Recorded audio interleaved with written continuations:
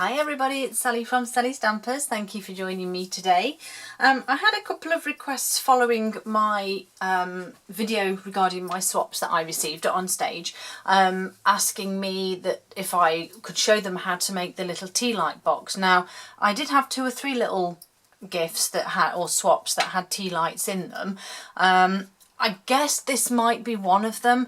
I have done a couple of other swap stroke videos as well for you to have a look at in terms of me recreating the projects, but I thought this might have been one that you might have wanted. So as you can see, I've recreated it. So this was the original. This is a lovely tea light, sorry, that was done by someone called Vibby.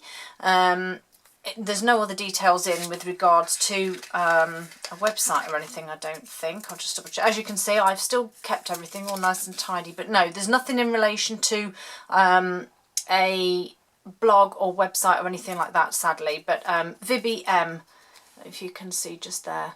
So that's who made the original box. I'm going to suspect that she used the envelope punch board to make this, which sadly, as we are aware, is retiring. And so I wanted to try and use current products for my stuff from now on. It's not that easy because some things you just need to use the retiring stuff for, but I've tried my best to stick with current stuff. So that's the original, Beauty Abound, beautiful stamp set, and then obviously the butterfly gala with Wink of Stella and a lovely vellum band here. So I've pretty much done the same thing. As you can see, I've used the lovely cute daisy punch, still have a vellum band, and I've just made my own cardstock, and I've used the beautiful perennial birthday, which is carrying over, and I've actually just created my own little box without using the envelope punch board. So and I'll show you how I got these lovely points as well. You could use a butterfly, you could use anything on top really. I just wanted to go, well, as the saying goes, go big or go home, so I wanted to go big with a big daisy on the top. But it's really simple, so I'm going to show you how I did it. So to start off with then, you're going to need a sheet of cardstock or DSP, depending on what you're using, that is 6 by 6, so that's 16 centimetres by 16 centimetres. Before you score any of it, you need to stamp it all. So on this one I used grey granite, old olive and melon mambo, and on this one I've used melon mambo, pool party and mango melody, and they have all been stamped off. This one too, they were all stamped off before stamping, so they're slightly lighter. I didn't want to do all of this on camera because it would just take me ages and you'd get so bored. So I stamped it already, so you've just got a nice 6 by 6 sheet here. So then we're going to have to score it. So it doesn't matter which side you score, it's 6 by 6, so it doesn't matter. Pick a side, pop it onto your scoring board. And then we're going to score at 1.5, 2 1/4, 3 3/4, here they are, my girls, and 4 1/2. Okay, no, that looks completely wrong. 1.5, oh, that's why, it should have been 2 1/4. That's why. Let me just flip that over and rescore that the other way. Right, ignore that, try again. So 1.5, 2 1/4, 3 3/4, and 4 1/2. Then rotate clockwise, and we're going to score exactly the same again. So 1.5, 2 1/4, 3 3/4, and 4 1/2. And that's 4, 6, 10 and 12 centimetres both sides. Okay, so once we've done all of that, as we do, we're going to fold and burnish all of those score lines. Make sure I get the correct one on the one I messed up. So just fold and burnish them all, and like I said, I've just simply used the little flower from Perennial Birthday on this one. I mean, you could use the larger one, you could just do leaves, or this one, or the spots, or whatever. You know, That's the nice thing about creating your own DSP, is that you can use absolutely anything that you want. So there's my box all folded and scored. So the first thing we're going to do, I'm trying to remember now how I did this. So we're going to cut away the 4 corner squares. I'm going to do it this way just because it will make it a little simpler when I come to showing you the rest of the cut. So we're just going to cut away all 4 corners.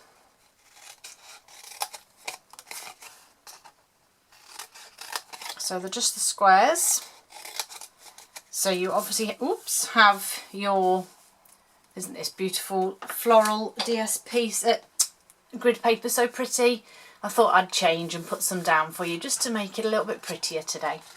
Okay, so we've cut away those 4 corners. So the next thing, if you can imagine your box, so this is the centre for your tea light. So you need to keep the 4 sides, so these 4 oblong pieces need to stay to make your box, and you also need to keep these 4 outer squares as well, because those will be what fold over the top. So the next thing we need to do is then cut down the sides of one of your squares. So you've got oblongs either side of your square, so you're going to cut down all the way past the first score line down to the second. On the other side, we're going to cut that oblong away, and we're also going to cut that one away, so we're left with that small square. Okay, so cut some little wedges out of it. So I'm going to do exactly the same on the other side. So I'm cutting down past the first score line to the second, likewise on the other side, and cut that one away and that one off, and then we've got little wedges. Okay, so what you're left with then, if you look at your piece of cardstock, is from the bottom you should have a single square, then an oblong and 2 tabs. Then you'll have oblong, square, and we're going to have exactly the same on this side. So I'm going to rotate this round. So now the piece that I've cut is at the top. It's quite bright and hard to see this actually. If I hold it on my hands, that might be better. So you can see, so we're going to do exactly the same. So you've got your square at the bottom. We're going to cut the oblong. I keep saying oblong and it's a rectangle. Rectangle past that first score line down to the second, and the other side of that rectangle, and then we're going to cut them away that side and there, leave the little square. It always makes me giggle because you guys leave lovely comments and say, oh, your instructions are so clear, and yet I think I'm talking absolute random when I'm talking about ovals when they should be rectangles, and I'm just saying cut here and cut here, and you still follow me and say that they're clear. That's very kind of you all. But I suppose you can see what I'm doing as well, so it does make a little bit of sense. Right, let's get rid of that. Okay, so this is what we have left now, this shape. Okay, so you've got the 4 outer squares, the centre square, 4 rectangles and 4 tabs. Okay, let me just get rid of this rubbish before it sticks to everything.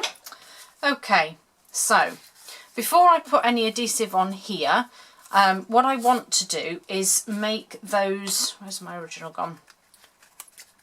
Make these little points at the top here.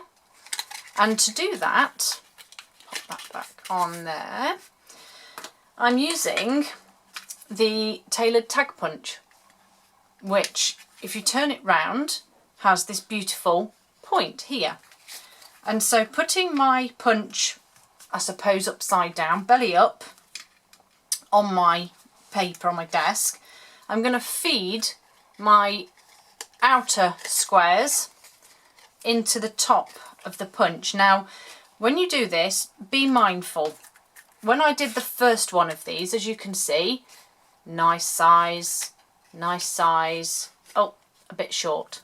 So don't push the cardstock in too far, because you will end up with your top fold over pieces of your box being too short. Okay, so I'm literally, it's a little bit fiddly at first.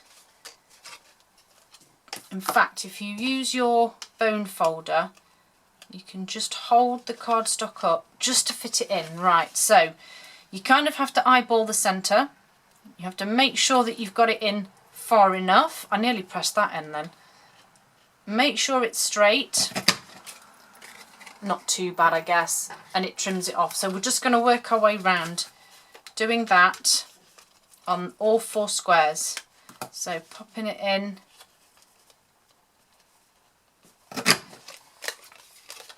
same again.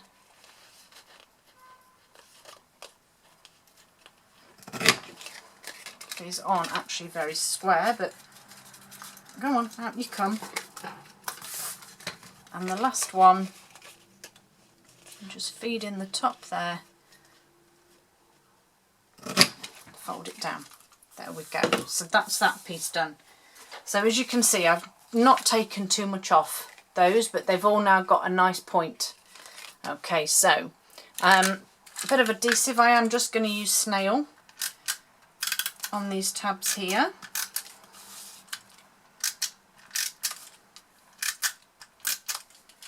And then simply fold them into those rectangles.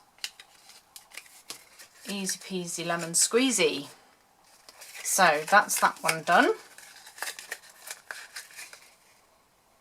So my little tea light will now sit in there, and obviously these now fold over whichever way you want them to go. So the one I messed up can go on the inside. So we just need our vellum wrap, which is 1 inch by 5.5 inches or 2.5 by 15 centimetres.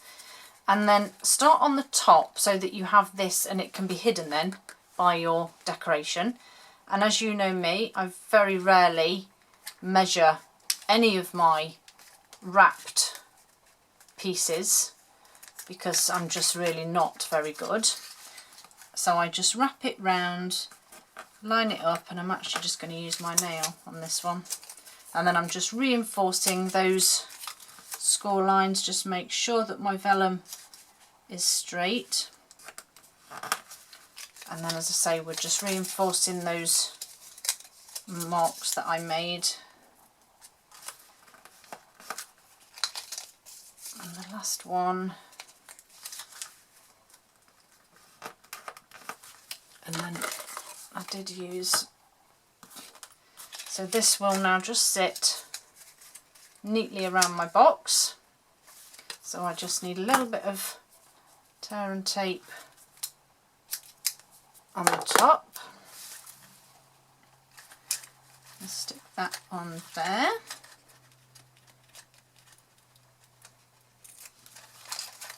Which will, as I said, sit nicely on there. Make sure you've got it lined up.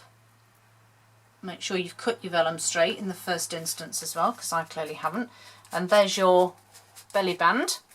And then the last thing you need is to put your decoration on. So I'm still going with my Melon Mambo. Come on, don't get caught up today. Take it out, start again. So those are my daisy flowers. And then as you can see, I've just used my bone folder just to curl them slightly so that they sit up. And then I've got a spot of snail on there, and that will sit on that one. I then used a glue dot on my daisy to sit on my vellum. And then last but not least, I used the clear faceted gems, and I went with a medium-sized one for this one, just in the centre. And there they are, my take on Vibi's Tealight Box swap. So I've called it a Dainty Tealight Box. I hope you like it, and I hope to see you all again soon. Bye!